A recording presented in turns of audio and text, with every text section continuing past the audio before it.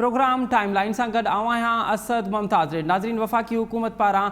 कणक जी क़िलत जो ज़िम्मेवार सिंध हुकूमत खे करार ॾियण खां पोइ अॼु सिंध हुकूमत जे तर्जुमान मुर्तज़ा वहाब चयो आहे त लाहौर ऐं इस्लामाबाद में अटो नायाब थी वियो आहे। छा इन जो ज़िम्मेवार बि सिंध हुकूमत आहे? ऐं मुर्तज़ा वहाब इहो पिणु चयो आहे त जॾहिं माफ़िया हुकूमतूं हलाईंदियूं आहिनि तॾहिं खंड पेट्रोल ऐं डीज़ल सेंचुरियूं मुकमल कंदियूं आहिनि। अॼु के प्रोग्राम में इन ते ॻाल्हाइबो ऐं गॾोगॾु ॻाल्हाइबो त मौसमियात खाते ॿिनि ॾींहंनि खां पोइ कराची ऐं हैदराबाद समेत सिंध जे ॿियनि शहरनि में बरसाति जी अॻकथी कई आहे। हाणे ऐं इहा बरसाति पहिरियां जे भेट में तमामु वधीक बरसाति पवंदी। इन तमामु तर सूरत हाल में सिंध हुकूमत कहिड़ियूं तयारियूं कयूं आहिनि, सिंध हुकूमत जूं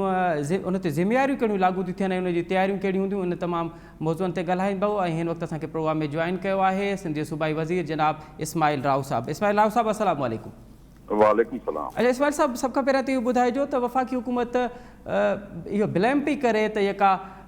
कणक जी हाणे अटे जी जेका खोट आहे मार्केट में ऐं अटे जी क़ीमत वधे पई, इन जी सिंध हुकूमत ज़िम्मेवार आहे। छा चवंदो मां? बिल्कुलु सिंध हुकूमत ज़िम्मेवार कोन्हे, ज़िम्मेवार वफ़ाक़ी हुकूमत आहे, ज़िम्मेवार पंजाब हुकूमत आहे, ज़िम्मेवार KPK हुकूमत आहे, ज़िम्मेवार इमरान ख़ान ख़ुदि पाण आहे ऐं इमरान ख़ान जूं जेके ATM मशीन्स आहिनि उहे आहिनि जेके वफ़ाक़ी हुकूमत जा कर्ता धर्ता आहिनि, जेके पॉलिसियूं आहिनि वफ़ाक़ी हुकूमत जूं, जंहिं हिकिड़ो एग्रीकल्चर कंट्रीज़ खे जेको असांजो मुल्क जेको 8 नंबर ते आहे कणक जी पैदावार में, जेको 2 करोड़ 2.60 लख टन पैदावार कणक करे ऐं कणक जे लथे फसल खे अञा 2 महीना कोन गुज़रिया आहिनि, त हिन वक़्तु कणक मुल्क मां अणलभ थी वञे हली, गुम थी वञे हली, त वफ़ाक़ी हुकूमत जी पॉलिसी आहे न। कणक जो अघु वधे पंजाब जे अंदरि, कणक जी खोट थिए पंजाब जे अंदरि, कणक गुम थी वञे पंजाब जे अंदरि, एतिरो प्रेशर थी वञे पंजाब गवर्नमेंट ते के जो जुलाई जे अंदरि गवर्नमेंट रिलीज़ तव्हां कॾहिं सोचियो बि कोन हूंदो। तव्हां ॾिसो जेका प्रैक्टिस रही आहे, जल्द में जल्द अॻूणी अगरि तव्हां पुराणा साल सभु कढंदो त जल्द में जल्द जेका रिलीज़ आई आहे उहा बि अगस्त ऐं सेप्टेंबर में पंजाब जी बि आई आहे। सिंध हुकूमत कॾहिं बि ॾींहं ताईं सेप्टेंबर में रिलीज़ पंहिंजो जुलाई में रिलीज़ न कयो आहे। जल्द में जल्द असां रिलीज़ कंदा आहियूं पंहिंजो गोडाउन मां, त उहो गोदामनि मां असीं गवर्नमेंट सेप्टेंबर में रिलीज़ कंदी आहे ऐं असां गुज़िरियल साल अक्टूबर में कयो, तंहिंखां अॻिए साल असां नवंबर में सरकारी कणक जेका आहे फ्लोर मिल ते चार्ज कई। त ही त हथ वठी खोट पैदा कई वई आहे, मसनूई खोट पैदा कई वई आहे, जीअं गुज़िरियल साल पैदा कयूं ईअं ई हुननि कणक जी पैदावार जेका हेतिरी सारी उहा गुम करे ऐं हर जंहिंजी नाकामी वफ़ाक़ी हुकूमत जी हूंदी आहे, पंजाब हुकूमत हूंदी आहे, उहो पनाह सिंध हुकूमत में ॻोल्हींदा आहिनि, अची इल्ज़ाम सिंध हुकूमत ते आणंदा आहिनि, तहमत सिंध हुकूमत ते आणंदा आहिनि, त हीउ सभु कुझु सिंध हुकूमत ते करे थियो आहे। बिल्कुलु सिंध हुकूमत ज़िम्मेवार न आहे, ज़िम्मेवार उहे आहिनि जिन कणक 1 करोड़ मैट्रिक टन पंजाब जी कणक गुम करे छॾी आहे, जेके अफ़गानिस्तान समगल पिया कनि, जेके अरबूं रुपया हींअर इन समगलनि जे कणक मां कमाइनि पिया। अच्छा, पोइ भला सिंध हुकूमत कॾहिं मार्केट में कणक आणींदी? छाकाणि त बहस त इहो पियो हले त जेका कणक जी अटे जी जेका क़ीमत वधे पई उहा इन करे वधे पई जो मार्केट में अटो मौजूदु न आहे, इन करे इवन कराची में बि जेको अटो आहे इवन 70 रुपया मिले थो पियो। वफ़ाक़ी हुकूमत इहा दावा पई करे त जेसि ताईं सिंध हुकूमत कणक रिलीज़ न कंदी इहे क़ीमतूं हेठि न ईंदियूं ऐं अगरि रिलीज़ में देरि थी वई त अञा क़ीमतूं वधंदियूं। बुनियादी तौर ते असीं रिलीज़ कंदासीं। असांजी कैबिनेट मीटिंग अॻे थी, उन गौर कयो, वरी हाणे काबिना गॾिजाणी थींदी, जो अख़्तियार कैबिनेट जो आहे त उहो कॾहिं थी फ़ैसिलो करे ऐं कॾहिं थी रिलीज़ करणु चाहे, उहो इनशाला जल्द असां कंदासीं। असांजी कोशिशि आहे त असीं मार्केट खे स्टेबलाइज़ कयूं। पर सिंध जे अंदरि बि जेको फ़र्क़ु पियो आहे उहो कुदरती ॻाल्हि आहे त जेकॾहिं कणक जो 1000 रुपया या 500 रुपया या 800 रुपया बोरी जो फ़र्क़ु हूंदो, 100 किलो जी बोरी ते लाहौर में अघु वधीक हूंदो, त हिते जे फ्लोर मिल्स वारे खे बि तव्हां कणक असीं ॾींदासीं त उहा कणक कॾहिं विकिणी छॾींदो, पर उहो अटो पिया आहे मार्केट में कोन मोकिलींदो। उहो एतिरो डिसबैलेंस थी वियो आहे, एतिरो मार्केट डिस्टेबलाइज़ पंजाब जे करे थी वई आहे जो कणक जो फ़र्क़ु जेको एतिरो पैदा थी वियो आहे, जंहिंजो सिंध ते फ़र्क़ु पियो आहे। सिंध मां कणक जेका आहे सा पंजाब विकिरो थी आहे। हाणे जेकॾहिं तव्हां ॾिसो न, जेकॾहिं सिंध जी कंज़प्शन तव्हां हिसाबु कयो, होर्डिंग किथे थी आहे, असुल त ॾिसो न, हीउ जेको क्राइसिस पैदा थियो आहे, कणक जी खोट न आहे मुल्क में, फेडरल मिनिस्टर चवे थो त असां वटि कणक जी पैदावार जेका आहे उन मां असांखे फ़क़ति जेका मुल्क में असांखे खोट आहे, क़िलत आहे, उहा आहे 15 लख टन। 15 लख टन स्ट्रेटेजिक रिजर्व उहे मिलाए ऐं ॿिज जेको असांखे ईंदड़ फसल लाइ खपंदो उहो सभु मिलाए पोइ असांखे 14 खां 15 लख टन वधीक खपे त असांजी पूरी थींदी। इहे फेडरल गवर्नमेंट जा अंग अखर आहिनि, इहे उन्हनि जा इदाद ऐं शुमार आहिनि, जंहिंमें ईअं आहे त 15 लख टन जी खोट आहे जेका कल्ह बि फेडरल मिनिस्टर जेका आहे स्टेटमेंट ॾिनी आहे। हाणे कणिक जी खोट आहे 15 लख टन। पाकिस्तान जी खपत जेका खापो आहे पूरे पाकिस्तान जो हिकिड़े महीने जो उहो आहे 21 लख टन। कणिक असांजी लहंदी वञी मार्च में, शुरूआती जेका मार्च में सिंध में लहंदी, पंजाब जी त अञा पोइ लहंदी आहे। पर हाणे उहा त पोइ खापो असांजो पोइ उहा त खोट जेका आहे असां पैदा वञी फेब्रुअरी खां अॻु में त थियणी न खपे। जेतिरी तव्हांजे मुल्क में तव्हां खोट था चओ उहा त तव्हांजे 17 अरड़नि ॾींहंनि जी खोट आहे। 21 लख टन तव्हांखे हिकिड़े महीने में खपे, तव्हां चओ था त कणिक जी खोट आहे 15 लख टन, त पोइ कणिक ॿी किथां वई? माना कणिक होल्डिंग कई वई आहे, माना कणिक समंगल कई पई वञे, माना कणिक लिकाई वई आहे ऐं उहा लिकियल कणिक जिते हूंदी उते लिकाई वेंदी। सिंध जे अंदरि अंग अखर तव्हां वठो त सिंध में अची आहे 38 साढा 38 लख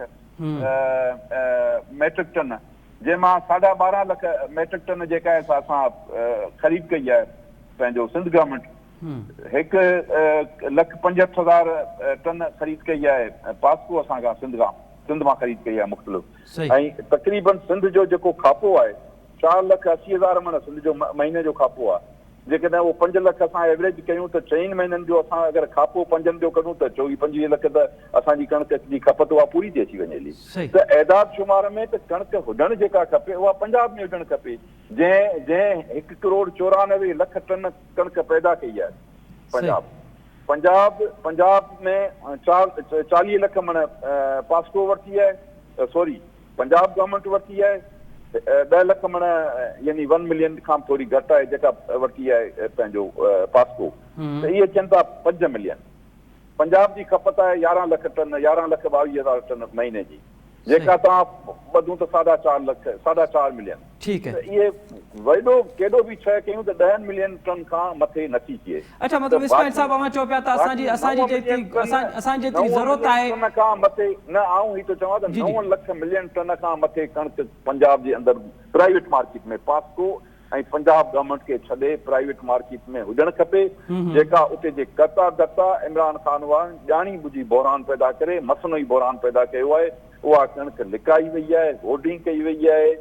जमह कई वई आहे ऐं उहा एतिरी ॾिसो न एॾे वॾे तइदाद में को फ्लोर मिले ट्रेडर्स वारा त नथा करे सघनि न, त कर्ता आहिनि हुकूमत जा। गुज़िरियल साल कयो ऐं हिन साल बि कणिक लिकाई आहे, बहरान पैदा कयो आहे ऐं अवाम खे। ठीक है इस्माइल साहब अवां चओ पिया त असां सिंध हुकूमत खे सिंध सूबे में जेका घुर्बल ज़रूरत आहे असांजी उन मुताबिक़ कणिक असांजी मौजूदु आहे ऐं हीअ को बहरान आहे इहो वफ़ाक़ी हुकूमत मसनूई पैदा कयो आहे। अवां असां सां लाइन ते ई रहिजो। हिन वक़्तु असांखे जॉइन कयो आहे तहरीक इंसाफ़ जे MPA जनाब शहजाद कुरैशी साहब। शहजाद कुरैशी साहब अस्सलाम वालेकुम। जी वालेकुम अस्सलाम। अच्छा शहजाद भाई, सबसे पहले तो ये बताइए कि वफाकी हुकूमत जो ब्लेम कर रही है कि सिंध हुकूमत ये जो किल्लत पैदा हुई है गंदम की, इसकी जिम्मेवार सिंध हुकूमत है, सिंध हुकूमत कैसे जिम्मेवार है इसकी? अच्छा, ये इतनी माशाल्लाह इतनी उन्होंने एक्सप्लेन की है, लेकिन इनकी एक्सप्लेनेशन के अंदर कोई भी दलील या कोई लॉजिक नजर नहीं आ रही। हम जो कह रहे हैं कि गंदम सिंध की जिम्मेदारी है, शायद आपको पता हो कि 2 महीने पहले 1.5 महीने पहले बोल दिया गया था कि गंदम का बहरान सिंध में भी आएगा। उसी लिए इन्होंने बड़े बड़े दावे किए थे कि हमने 12.5 लाख गंदम हमने खरीद लिए, वो गोडाउन में है। और उस वक्त उनके जो मिनिस्टर थे हरी राम साहब का भी बयान आया। मेरा ये है वो 12.5 लाख किधर है? आज सिंध की आवाम को उस गंदम की जरूरत है। 2 मिनट के लिए छोड़ दें, सब कुछ पंजाब पे ब्लेम डाल दें, KPK पे डाल दें, बलूचिस्तान पे डाल दें, इस ब्लेम को साइड पे रख दें। इनसे पूछे वो 12.5 लाख गंदम है किधर, जिस पे आपने दावे से आपकी गवर्नमेंट ने, पीपल्स पार्टी ने, सिंध सरकार ने कहा था वो गंदम हमारे पास पड़ी हुई है। फिर दूसरी सबसे ज्यादा इंपॉर्टेंट बात, 18वीं तरमीम के बाद सारे फैसले तो आप कर रहे हैं, आप मेयर की चलने देते नहीं है, आप सारे अपने फैसले खुद करते हैं, कोरोना के फैसले आप खुद करते हैं, तो ये गंदम का फैसला तो आपको खुद ही करना चाहिए था ना। यानी कि हाल ये है कि पंजाब से आके KPK से आके कोई आपकी गंदम को कम कर देगा, मतलब ये कुछ लॉजिक नहीं बनती है ना। आपने इससे पहले जिला बंदी लगाई थी, एक जिले से दूसरे जिले नहीं जा सकती। उसके बाद आपने दूसरे सूबे में गंदम की तरसील रुकवा दी थी। तो अभी इस वक्त कराची में या सिंध के दूसरे शहरों में जो गंदम की किल्लत है उसकी जिम्मेदार सिंध गवर्नमेंट ही होगी ना। फैसले तो आपने करने थे, मिनिस्टर तो आपकी गवर्नमेंट के लोग हैं, या सीएम साहब का काम है कि वो देखते हैं कि कितनी, देखिए हमेशा क्या होता है, डिमांड एंड सप्लाई, सिंध की कितनी जरूरत थी और कितनी आगे फ्यूचर फोरकास्ट होती है ना कि अगले 15 दिनों में, महीनों में, 2 महीनों में कितनी जरूरत होगी सिंध में गंदम की, और हमारे पास कितना स्टॉक है, हमें कितना लेना चाहिए या कितना नहीं लेना चाहिए। तो अब ये चीजें भी अगर ये पंजाब पे डालते रहेंगे, जैसे कराची का बुरा हाल हुआ, बारिशों में बेड़ा गर्क हो गया, इन्होंने एक ही बात बोली, लेकिन वो हम क्या करें, इन्होंने ब्लेम डाल दिया मेयर पे। अब जब एनडी में आ गई है तो शहजाद साहब उस पर भी बात करेंगे, लेकिन ये जो गंदम वाला मामला है इस पे तो इस्माइल साहब कह रहे हैं कि माजी में भी यही रहा है कि सितंबर से पहले हमने गुज़श्ता साल भी अक्टूबर में मार्केट फ्लोर मिल्स को गंदम जो है वो अक्टूबर में दी थी। अगर इस वक्त हम देंगे तो ये जो बहरान है, ये जो माफियाज हैं वो गंदम अपने पास जमा कर लेंगे और फिर बहरान शिद्दत अख्तियार करेगा। इसलिए हमारी प्लानिंग है कि हम अक्टूबर के बाद आहिस्ता आहिस्ता जैसे जैसे मार्केट में ज़रूरत पड़ेगी सिंध हुकूमत ये गंदम फराम करेगी मार्केट को। तो बोला जाए हम आपको अक्टूबर में देंगे, सितंबर में देंगे। भाई माफिया है किधर? जब हमारी गवर्नमेंट कहती है माफियाज हैं, जिसने चीनी और गंदम के अंदर अपना गेम खेला उस वक्त, तो उस वक्त कहा जाता था यार ये ड्रामेबाजी कर रहे हैं, ये सिर्फ सियासी पॉइंट स्कोरिंग कर रहे हैं। तो आज ये भी एक्सेप्ट कर रहे हैं कि माफिया है। आज ये भी एक्सेप्ट कर रहे हैं कि इनके सिंध गवर्नमेंट भी उस माफिया का शिकार होने जा रही है। तो डिसीजन कौन लेगा? मेरा यही तो कहना है, डिसीजन कौन लेगा? हम आपसे ये नहीं कह रहे कि 12.5 लाख की 12 लाख आप कल रिलीज कर दो। आपने डिमांड में सप्लाई देखनी है, आपने रेट को कंट्रोल करना है। आज जो आवाम माफिया तो फिर भी कामयाबी हो रही है, अगर थोड़ी थोड़ी भी मिल रही है, कहीं से मिल भी रही है, रेट बढ़ रहा है, रेट बढ़ने का नुकसान किसको हो रहा है? ठीक है आवाम को ही हो रहा है ना, आवाम का खून चूसा जा रहा है, इनको कोई गरज नहीं है। इस्माइल साहब से ये मालूम करेंगे कि ये जो लास्ट ईयर भी सुन लीजिएगा, लास्ट ईयर भी ये हुआ था जिसपे हमने शोर शराबा मचाया था कि जितनी की गंदम नहीं थी उतना इन्होंने गोडाउन में रखा हुआ था। तो हाल तो ये है कि इनकी प्लानिंग ही कुछ नहीं है। अब हाल ये है कि जैसे एनडीए ने कराची आके सफाई का काम शुरू किया है, तो मेरा ख्याल है फिर गंदम के लिए भी वफाक को अगर ये बोल रहे हैं तो फिर वफाक इनकी गंदम का निजाम संभाल लेता है। यही हो सकता है। अच्छा इस्माइल साहब, एक तो शहजाद कुरैशी साहब चए पियो तो 12 लाख टन 12 लाख मैट्रिक टन जेका ख़रीद कई आहे कणक सिंध हुकूमत, उहा ॿुधाए तो उहा किथे आहे, ऐं ॿियो त 18 तरमीम खां पोइ फ़ैसिला सिंध हुकूमत खे करणा आहिनि, ऐं टियों अगरि सिंध हुकूमत कणक जो मसइलो हल नथी करे त पोइ छा वफ़ाक़ अची कणक जा मामला संभाले? बिल्कुलु 18 तरमीम खां पोइ असांजा फ़ैसिला जेके सिंध जा आहिनि त सिंध ई कंदी। कंहिंखे बि ताक़त न आहे जो असीं गैर आइनी फ़ैसिला करण ॾियूं। कंहिंजी अगरि दिली ख़्वाहिश आहे त सिंध जे अंदरि सिंध जे मैंडेट खे लताड़े ऐं उबदा सुबदा फ़ैसिला करे सिंध जे मथां मुसलत कंदा पंहिंजा ग़लति फ़ैसिला, त इहा उन्हनि जी भुल आहे। उहो केरु बि नथो करे सघे, भले खणी जनरल ज़िया ऐं जनरल मुशर्रफ जे रूप जे अंदरि को ॿियो माण्हू उहो कोशिशि बि करे त उहो बिल्कुलु सिंध जो अवाम कंहिंखे बि बर्दाश्त न कंदो, न अॻे कंहिंखे कयो आहे। सिंध जा माण्हू बर्दाश्त न ई हाणे कंदासीं। असां वटि जेका कणक जो अघु त हींअर बि पंजाब जे अंदरि वधीक आहे। हींअर बि सिंध मां पंजाब मां सिंध में गवर्नमेंट न पई अचे कणक, सिंध मां पंजाब में पई वञे। रेट जो फ़र्क़ु एतिरो आहे। हिन वक़्तु बि जेकॾहिं पंजाब जे अंदरि बहरान न हुजे हा, केपीके जे अंदरि बहरान न हुजे हा, त सिंध जी कणक ओॾे न वञे हा। माफ़ियाज़ उते उन्हनि 1 करोड़ टन जेका माफ़ियाज़ खाई विया हुआ, गुम करे विया, सिमगल करे छॾियूं, गुम करे छॾियूं, पतो ई कोन्हे कणक जो। आख़िर उहो उनजो हिसाब किताब केरु ॾींदो? वो जेको कणक गुज़िरियल साल जेको कणक जो अघु हशर थियो नशर थियो, जेको कमेटियूं बनियूं, कमीशनूं बनियूं, उन्हनि कमीशननि जो छा थियो? नोटिस वरितो वियो त नोटिस वठण खां पोइ अॼु ताईं उनजो नतीजो त को बि कोन थियो आहे। अॼु ताईं को फ़ाइदो त को बि कोन थियो आहे। ऐं बाक़ी सिंध गवर्नमेंट पंहिंजो बिल्कुलु रिलीज़ असां शुरू कंदासीं, जीअं असांजो शेड्यूल आहे। असीं मार्केट खे बि स्टेबलाइज़ कंदासीं। पर इहो बहरान जितां पैदा थियो आहे असुलु उतां ई आहे, ऐं उन्हनि ॼाणी बुझी बहरान पैदा कयो आहे, ॼाणी बुझी पैसा कमाइण जे लाइ बहरान पैदा कयो आहे। माफ़ियाज़ न आहिनि, इहे हुकूमत ई माफ़ियाज़ आहे। वॾे में वॾी माफ़िया इमरान ख़ान जी हुकूमत आहे जेका मुल्क ते मुसलत आहे। अच्छा इस्माइल साहब, कोई तव्हां चओ पिया त पंजाब सिंध जी कणक स्मगलिंग थिए पई, त पोइ सूबाई हुकूमतूं त बॉर्डर बंदि करे छॾियूं, कणक ते पाबंदी हुई, या छा माफ़ियाज़ जो एॾी वॾी ताक़त आहे छा जे हुकूमतुनि खां मथे आहिनि, उनजी रेट हुकूमतुनि खां मथे आहे छा?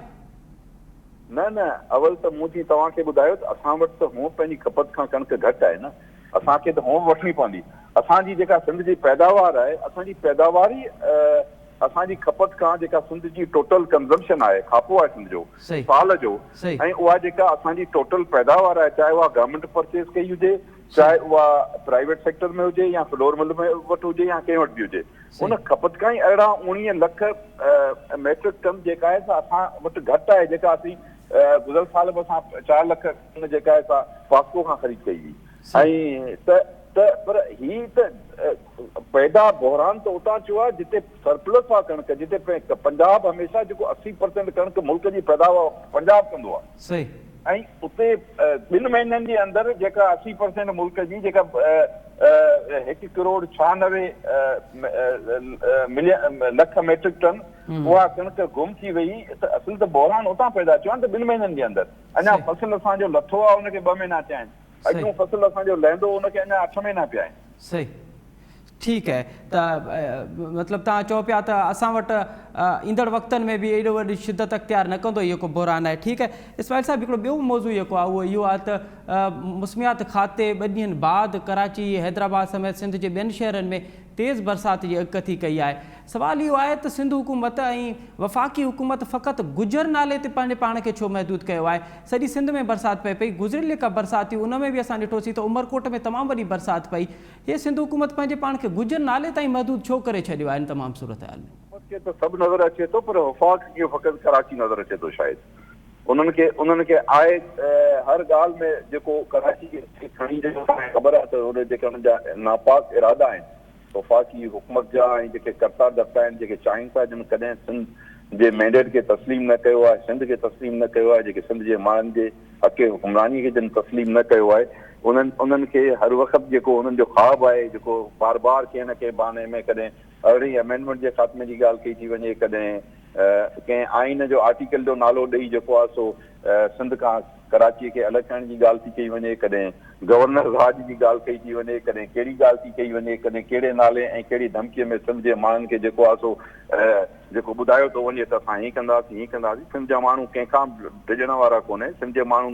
अहिड़ियूं जेके आमिर हुकूमतूं आहिनि जेके हिननि जा मथे कर्ता दस्ता आहिनि उन्हनि खे मोह ॾिनो आहे पर असुल मसइलो हीअ आहे ॾिसो असां त चऊं था त जेकॾहिं वफ़ाक़ी हुकूमत वाक़ई संजीदा आहे अची कमु करणु चाहे थी त कराची ते जेको पाणी ऐं निकासी जो मसइलो आहे निकाल जो मसइलो आहे उन में तमामु घणा एलिमेंट्स आहिनि न हा सिंध हुकूमत जी जेका ज़िम्मेवारी हूंदी उहा असां बिल्कुलु पूरी कंदासीं अगरि असांजी कोताही खामी हूंदी त उहा बि असां तस्लीम कंदासीं ऐं असांजी जेका कंट्रीब्यूशन हूंदो उहो असां हुन में कंदासीं असां भरींदासीं पर ॻाल्हि हुई त ॾिसो हिते डिफेंस जा इलाइक़ा आहिनि हिते पंहिंजो कैंटोनमेंट बोर्ड्स आहिनि हिते DMC आहे हिते मेट्रोपॉलिटन हिकिड़ो सिस्टम आहे पूरो नाला कीअं साफ़ु करणु कंहिंजो कमु आहे नाला साफ़ु करणु त लोकल गवर्नमेंट वारनि जो कमु आहे न लोकल इदारनि जो कमु आहे न उहो त लोकल इदारा कंदा ऐं उहे कंहिं वटि आहिनि ऐं सभ खां ज़्यादा जेको इशू अचे पियो जिन इलाइक़नि में उहो उते आहे जिते कुदरती जेके नाला हुआ जेके पाणी बरसातियुनि जो खणी वञी समूंड में छॾींदा हुआ उहे कब्ज़ा कयल आहिनि उन्हनि ते एनक्रोचमेंट आहे उन ते बिल्डिंगूं ठहियूं पियूं आहिनि कमर्शियल प्लाज़ा ठाहिया पिया आहिनि इस्माइल साहिब इहे कई नालनि जे अंदरि एनक्रोचमेंट आहे प्लाज़ा ठाहिया पिया आहिनि हिते वरी हुकूमती रिट जो सुवाल थो पैदा थिए न त थोरी बरसाति थी पए शहर ॿुॾे थो पियो सिंध हुकूमत छा पई करे छा इहे माफ़ियात एॾा ताक़तवर आहिनि जो हिननि खां हुकूमतनि खां रिटनि खां वधीक ताक़तवर आहिनि सिंध हुकूमत ते बि त ज़िम्मेवारी फ़र्ज़ थिए थी पई न त हिननि खे साफ़ कराए की उन जूं ज़िम्मेवारियूं उहे अदा करे तमामु त सूरत में साफ़ कराइण जो त सिंध हुकूमत कराईंदी रहंदी आहे असां गुज़िरियल साल बि असांजी तव्हांखे ख़बर आहे त पंहिंजो पूरी हिकिड़ी महीने जी कैंपेन हलाई हुई ऐं किचिरो कढाइण जी किचिरो नाला साफ़ कराइण जी ऐं किचिरो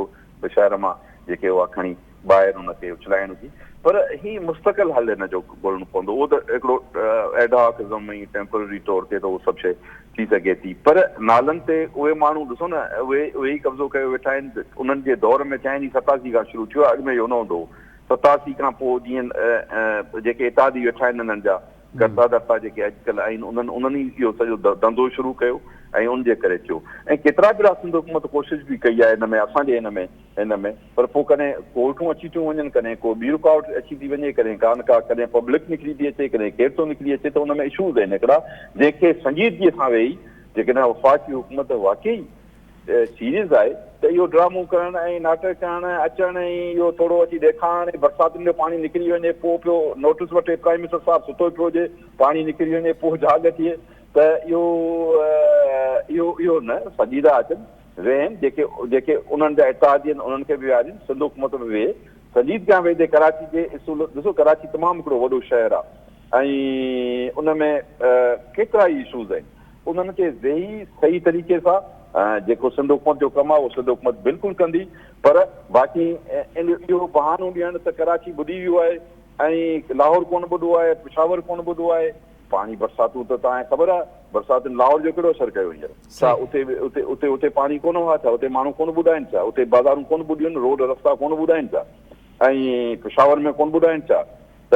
भेनरुनि थियो आहे त उते ई ॼाणी ॿुधी हिकिड़े क़िस्म जी इहा कैंपेन हलाइणु मुहिम हलाइणु सिंध जे माण्हुनि जे ख़िलाफ़ ऐं सिंध जे ख़िलाफ़ त सिंध जेका आहे असां कराचीअ खां अलॻि करण जी साज़िश जो असीं सम्झूं था त इहो हिकिड़ो हिसो आहे इन में न गवर्नेंस जी ॻाल्हि आहे हा गवर्नेंस जूं कोताहियूं हूंदियूं असांजियूं बि हूंदियूं ॿियनि जूं बि हूंदियूं केएमसी जूं आहिनि फेडरल गवर्नमेंट जूं आहिनि सभिनी जूं आहिनि पंहिंजी जॻह ते पर ही कैंपेन जेका आहे सा इहा हथु वठी उन साज़िश जो हिसो आहे जंहिं साज़िश जे तहत करे 18 अमेंडमेंट जी ॻाल्हि कई वञे पर इस्माइल साहब हिते इहो बि तासुर ॾिनो थो वञे त छाकाणि त 18 तरमीम खां पोइ वफ़ाक़ मां आहे कि अख़्तियार सूबनि ॾांहुं त मुंतक़िल थिया सिंध हुकूमत पाण ताईं महदूद रखिया आहिनि जेका मक़ामी सतह ते हिकु मुंतक़िली वारो अख़्तियारनि जी मुंतक़िली वारो सुवाल हो उहो उते जो उते आहे मक़ामी जेके हुकूमतूं आहिनि उहे एतिरियूं मज़बूत कोन आहिनि जंहिंजे करे इहे मसइला पैदा थियनि था पिया ऐं मेयर कराची बि इहो ई राग पियो ॻाए त मूं वटि अख़्तियार कोन्हनि इन करे कराची जा मसइला आउं हल करे ई नथो सघां ऐं बेअख़्तियार आहियां बिल्कुलु तव्हां ॻाल्हि सही पॉइंट आउट कई आहे हाणे उन में रुॻो मुंहिंजो ही सुवालु आहे जी जी त ॾिसो असां जेको कानून आहे लोकल गवर्नमेंट जो ठीकु आहे उन में असां कॾहिं बि उन में तफ़रीक़ न कई आहे जेको कानून आहे एक्ट आहे उहो इम्प्लीमेंट कयल आहे उहो चाहे जेकॾहिं जिते असांजा चेयरमैन वेठा हुजनि चाहे उहो बदीन हुजे चाहे लाड़कानो हुजे चाहे सखर हुजे चाहे घोटकी हुजे चाहे ठट्टो हुजे चाहे को ॿियो ज़िलो हुजे उन जे लाइ बि उहो ई कानून आहे त कराची जे लाइ बि उहो ई कानून आहे किथे बि असां तफ़रीक़ न कई आहे असां कंहिं कराची जा असांखे पैसा बंदि कया आहिनि छा रिलीज़ जा जेके पैसा रिलीज़ जेके आहिनि जेके असां ॾियूं था उहे असां अॼु बि ॾियूं पिया उन्हनि खे असां को कंहिंखे तापुल कयो आहे कंहिंखे असां हटायो आहे एडमिनिस्ट्रेटिव तौरु असां एग्ज़िक्यूटिव ऑर्डर जारी करे असां कंहिंखे हटायो असां पंहिंजो को एडमिनिस्ट्रेटर मुक़ररु कयो न असां बिल्कुलु न का तफ़रीक़ कोन कई जेको कानून असांजो एक्ट आहे उन मुताबिक़ असां सभिनी खे चाहे असांजा मुखालिफ़ मेयर ऐं चेयरमैन वेठा हुजनि चाहे असांजी पार्टी जा हुजनि असां सभिनी खे हिकु जहिड़ो हलियो आहे उनजे उपतर तव्हां होॾां ॾिसो त जिन इहो नारो हयो त असांजी जेको आहे सो असीं हेठि सतह ते पावर ॾींदासीं उन्हनि ईंदे शर्त पंजाब जहिड़े वॾे सूबे जा तमामु लोकल बॉडीज़ जा जेके काउंसलूं जेके इदारा हुआ मकानी चूंडनि जा उहे सभु जो सभु ख़तमु करे छॾियूं उहो जो मुखालिफ़ वेठा हुआ मुखालिफ़ वेठा तंहिंजे करे उन्हनि खे बिल्कुलु ख़तमु करिणो आहे उहो हलणु कोन ॾिनो इस्लामाबाद जे मेयर खे कोन हलणु ॾिनो उनखे कढी छॾियूं बहानो करे एडमिनिस्ट्रेटिव ऑर्डर फलाणा एग्जीक्यूटिव हुकूमती ऑर्डर कढी इहो त कोर्ट जे ऑर्डर ते वेठो आहे कोर्ट ते हुनखे हुकुम कयो आहे बाबा न तूं पंहिंजा अख़्तियार हलाए ऐं तूं पंहिंजो कमु हलाए त हीअ कहिड़ी था ॻाल्हि कनि हिते ॻाल्हि हीअ त हिकिड़ो जेको यूटर्न आहे पीटीआई जो जेको रहियो आहे हमेशह तरीक़ो ॻाल्हि हिकिड़ी सिंध इहो त सिंध जो हुननि खे त सिंध जो शुक्रगुज़ार हुजणु खपे त सिंध लोकल काउंसिल जा इदारा हलाए पई को मुखालिफ़ जो चाहे पीटीआई जो किथे वेठो हुजे चाहे एमकेएम जो चेयरमैन वेठो हुजे चाहे मेयर वेठो हुजे चाहे जीटीए जो वेठो हुजे असां उन्हनि सां का चुनाव कोन कई आहे असां कॾहिं हुनखे कंहिंखे बि कोन हटायो असां कंहिंजा असां फंड बंदि न कया आहिनि ऐं उहा पीटीआई जी तनक़ीद करे जिन पूरे सूबे जा सूबे लोकल गवर्नमेंट जा इदारा ख़तमु करे छॾिया जंहिं इस्लामाबाद जे मेयर खे हलणु कोन ॾिनो उहे हिननि खे शर्म अचणु खपे जेकॾहिं हुजे त नक हुजनि त हिन क़िस्म जी ॻाल्हि ई कोन कनि ठीकु आहे वॾी महिरबानी इस्माइल साहब शहज़ाद कुरैशी साहब असांखे वक़्तु ॾियण जी नाज़रीन ते वठूं था नंढी साई ऐं साई खां पोइ प्रोग्राम में ॿीहर हाज़िर थींदासीं नाज़रीन प्रोग्राम में हिकु दफ़ो ॿीहर अव्हांखे भली कार मुस्लिम लीग नून जे सदर शहबाज़ शरीफ़ अपोज़िशन जी पार्टी तरफ़ां जेका एपीसी आहे उन में शिरकत जी हाम भरी आहे हाणे ॾिसणो इहो आहे त अपोज़िशन जी एपीसी तहरीक इंसाफ़ जी हुकूमत लाइ केतिरो असरअंदाज़ थींदी ऐं छा हाणे मुल्क में अपोज़िशन पार्टियूं गॾिजी हुकूमत ख़िलाफ़ का वरी तहरीक ठाहिण वारे उन में अची वियूं आहिनि त हुकूमत खे को टफ टाइम ॾिजे इन ते तजुर्बो वठंदासीं इन वक़्तु असांखे प्रोग्राम में जॉइन कयो आहे मुल्क जे नाले वारे तजुर्बे निगार जनाब सुहेल वड़ाइट साहब अस्सलाम वालेकुम।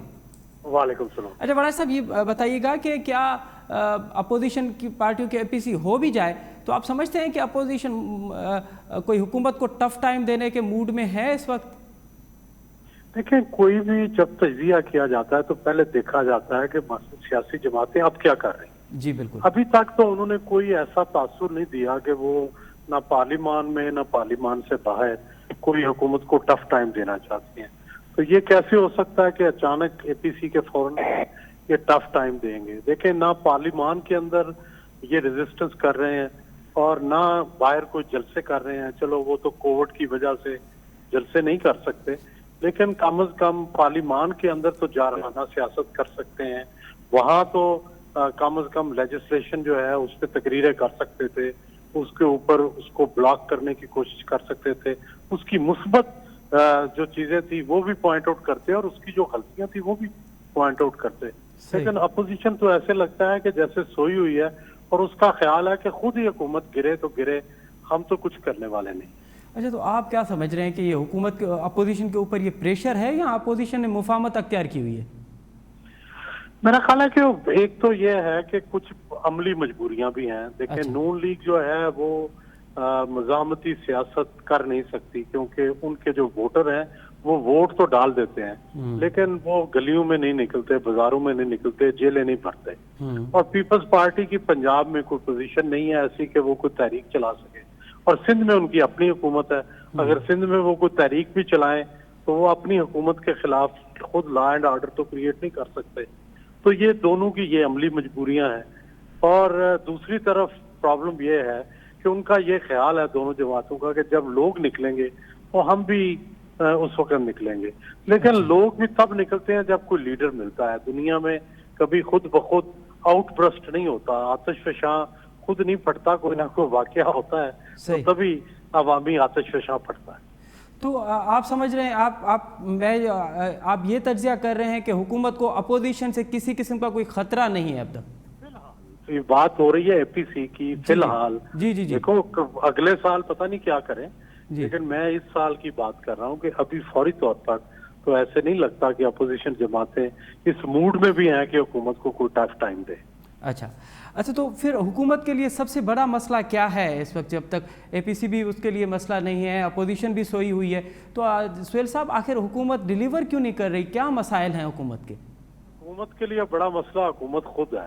کیونکہ اس کی ڈیسیژن میکنگ ٹھیک نہیں ہے، گورننس ٹھیک نہیں ہے، اس کی ڈیلیوری ٹھیک نہیں ہے، اور جب تک یہ ٹھیک نہ ہو اس وقت تک مسائل حل نہیں ہو سکتے. اور اصل بات پرابلم ہے ڈیسیژن میکنگ میں کہ کیا ڈیسیژن پرائرٹی کیا ہو، کون سا ڈیسیژن پہلے لینا ہے، کون سا بعد میں لینا ہے، کس چیز کو اہمیت دینی ہے، کس چیز کو نہیں دینی. غیر ضروری چیزوں پہ گھنٹوں میٹنگیں جاری رہتی ہیں اور جو ضروری چیزیں ہیں وہ اگنور ہو جاتی ہیں. اچھا تو یہ جو عمران خان تاثر دے رہے ہیں، اور انہوں نے خود کہا بھی ہے وزیر اعظم صاحب نے کہ کیونکہ کوئی اور آپشن نہیں ہے، کوئی اور چوائس نہیں ہے اس لیے میں ہوں، کیا یہ بات درست ہے کہ کوئی اور چوائس نہیں ہے اس لیے عمران خان کو چلایا جا رہا ہے؟ میرا نہیں خیال کہ یہ آپشن والی بات کوئی ویلڈ نہیں ہوتی. آپشنز تو ہمیشہ موجود ہوتی ہیں. آپ دیکھیں بھٹو صاحب جیسا اتنا اسٹرانگ آدمی اور ان کو ضیاء الحق جیسے کمزور آدمی نے جس کو وہ کچھ نہیں سمجھتے اس نے ہٹا دیا، اور پھر ضیاء الحق بھٹو کی جگہ پر جو وزیر اعظم لے کے آیا محمد خان جنیجو، ان کو کوئی جانتا بھی نہیں تھا. تو آپشن تو دیکھیں جس کو بھی ملے. ظفر اللہ جمالی بھی یہاں وزیر اعظم رہے ہیں، شوکت عزیز بھی رہے ہیں جو اب پتہ نہیں کہاں چلے گئے ہیں. تو یہ تو کوئی بات نہیں، آپشنز تو بہت ہوتے ہیں. اچھا یہ جو APC ہے اس پہ زیادہ زور آپ کو کس پارٹی کا لگ رہا ہے؟ پیپلز پارٹی، نون لیگ، یا پھر فضل الرحمان کی یہ خواہش ہے کہ یہ حکومت کو کوئی ٹف ٹائم دینے کے لیے ان تمام کو متحد کیا جائے؟ میرا خیال ہے تینوں پارٹیوں کی خواہش ہے کہ کام کوئی اور کرے اور فائدہ ہم لے لیں. اچھا تینوں یہ چاہتی ہیں کہ نون لیگ آگے لگ جائے یا پیپلز پارٹی آگے لگ جائے یا مولانا فضل الرحمان آگے لے جائیں، لیکن فروٹ ہم کھائیں. لیکن ایسے ہوتا نہیں ہے. دنیا کی تاریخ میں جو لوگ جدوجہد کرتے ہیں مل کے اگر یہ جدوجہد کریں گے تو تبھی فروٹ کھائیں گے، ویسے نہیں کھا سکتے. अच्छा सुहेल साहब, ये जो नून लीग इस बात पे बज़िद है कि मिड टर्म इलेक्शन हो, कोविड है, आप समझ रहे हैं कि इस वक्त भी समाज लॉकडाउन है, ये जो मिड टर्म का जो ये जो मुतालबा है ये भी इस चीज़ का है कि मिड टर्म होने नहीं है, तो इस चीज़ का ऐसा कोई मुतालबा करें जो पूरा भी ना हो और उस पर सियासत भी की जाए? मेरा ख्याल है कि वो ये उनका एक्सट्रीम मुतालबा है। जब कभी कोई सीरियस मुज़ाकरात होंगे तो शायद वो इस मुतालबे से हट भी जाएं, और जाहिर है ये तो इस वक्त पॉसिबल नहीं है, ना ऐसी कोई सूरत हाल है। हाँ, वो ये चाहते हैं कि दरमियान में कोई इंटरम गवर्नमेंट ना आए, डायरेक्ट इलेक्शन हो, ये शायद उनकी ये ख्वाहिश हो। लेकिन अभी तो ऐसी सिचुएशन नहीं, जब मुज़ाकरात होंगे, जब कोई ऐसी सिचुएशन होगी, उस वक्त देखा जाएगा कि नून क्या वाकई इस पे स्टिक करती है या अपने इस मुतालबे को बदलती है। सुहेल साहब, आप समझ रहे हैं कि इमरान खान अपनी मुद्दत जो है वो पूरी करेगा 5 साल तक? आपको लग रहा है कि ये हुकूमत 5 साल मुद्दत पूरी करेंगी? मुझे तो नहीं लगता जी। तो फिर ऑप्शन क्या है? इन हाउस तब्दीली, मिड टर्म, क्या? मेरा ख्याल सबसे प्रोबेबल ऑप्शन वो तो इन हाउस चेंज होगा, लेकिन अभी उसकी सूरत हाल भी नजर नहीं आ रही। ये 6 महीने तो मेरा ख्याल टाइम है, 6 महीने के बाद होगा जो भी होगा। ठीक है, बहुत बहुत शुक्रिया वड़ाइच साहब हमें वक्त देने के लिए। नाज़रीन, अवां नाले वारे तजनिगार सुहेल वड़ाइच जो तजुर्बो ॿुधो, उन्हनि जो चवणु आहे त APC अगरि थिए बि त उन में एतिरा मुंझारा आहिनि जो उहा हुकूमत खे टफ टाइम ॾियण जे मूड में न आहे। ऐं उन इहो बि चयो त इमरान खान जी हुकूमत उनखे 5 साल मुकमल थींदे नज़र न पई अचे। हिन सां गॾु हिकु प्रोग्राम जो वक़्तु पंहिंजी पुॼाणी ते पहुतो। असद मुमताज़ खे ॾींदा इजाज़त। अला भाई।